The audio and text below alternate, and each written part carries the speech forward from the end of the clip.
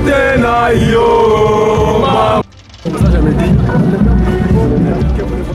Vijana takribani 102 wenye umri kati ya miaka 18 hadi 35 wamenyongwa na serikali ya Kongo katika wiki iliyopita, na kwa mujibu wa waziri wa sheria wa nchi hiyo katika taarifa yake kwa shirika la habari la Associated Press, vijana wengine 70 wanatarajiwa kunyongwa hivi karibuni. Awali shirika la kutetea haki za binadamu la Amnesty International siku ya Jumanne ya wiki iliyopita liliitaka serikali ya Jamhuri ya Kidemokrasia ya Kongo kusitisha mpango wa kuwanyonga wafungwa 170 waliokuwa wakisubiri kunyongwa na kuitaka DRC kukomesha hukumu ya kifo.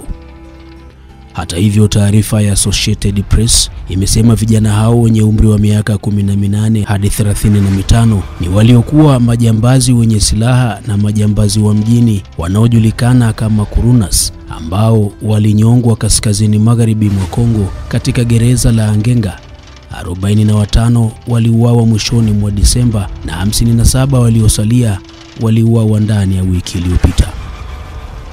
Waziri wa sheria Mutamba, ambaye anasimamia mauaji hayo, siku ya Jumapili jioni alisema kwamba kundi la 3 litatekelezewa hukumu yao kama ilivyokuwa kwa yale mawili ya kwanza ambayo tayari yamepitia hatua ya kunyongwa kwa hukumu ya kifo. Uamuzi wa serikali wa kutumia hukumu ya kifo umeonekana kuleta mgawanyiko miongoni mwa raia, ambapo baadhi wamepokea kwa mikono miwili hatua hiyo kama njia ya kurejesha utulivu na usalama katika miji, huku wengine wakiwa na wasiwasi kuhusu hatari ya unyanyasaji na ukiukaji wa haki za kibinadamu. Wanaopongeza hatua hiyo wanasema uamuzi huo utasaidia kukomesha uhalifu wa mijini, kwani ilifikiwa hatua uhalifu ungaliweza kufanyika hata saa 8 za mchana, na kwamba raia wasingaliweza kuzunguka mjini kwa uhuru kwa sababu ya kuogopa kukutana na vijana wa magenge ya kuluna. Espoia Muhunuka, mwanaharakati wa haki za kibinadamu, yeye alionya juu ya uwezekano wa kunyongwa bila ya mahakama na kutoa wito wa kuheshimiwa kwa taratibu za kimahakama na dhamana za kimsingi.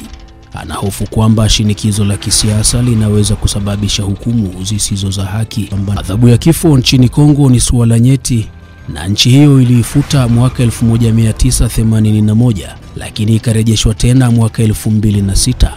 Unyongaji wa mwisho ulifanyika mwaka 2003, lakini Machi 2024 serikali ya Kongo ilitangaza kurejesha hukumu ya kifo.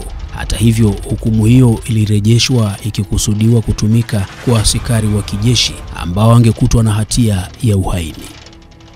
Mnamo mwezi Mei mwaka 2024, wanajeshi 8 walihukumiwa kifo kwa kukimbia uwanja wa vita, na mnamo Julai 2024 wanajeshi 25 walipatikana na hatia ya makosa kama hayo, huku pia watu 37 wakiwemo raia 3 wa Marekani, Mwingereza 1, Mbelgiji na raia wa Canada nao wakihukumiwa kifo kwa kujaribu kumpindua rais wa Jamhuri ya Kidemokrasia ya Kongo, ingawa hakuna hata mmoja wao aliyethibitika kunyongwa.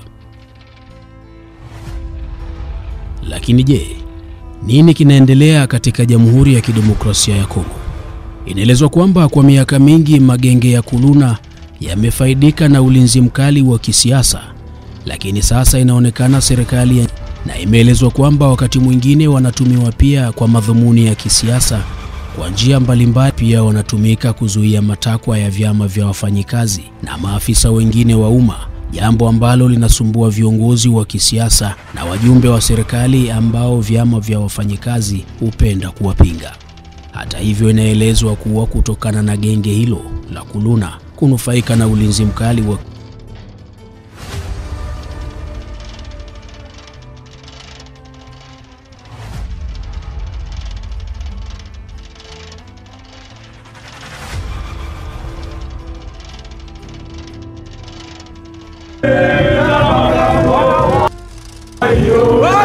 tena hiyo.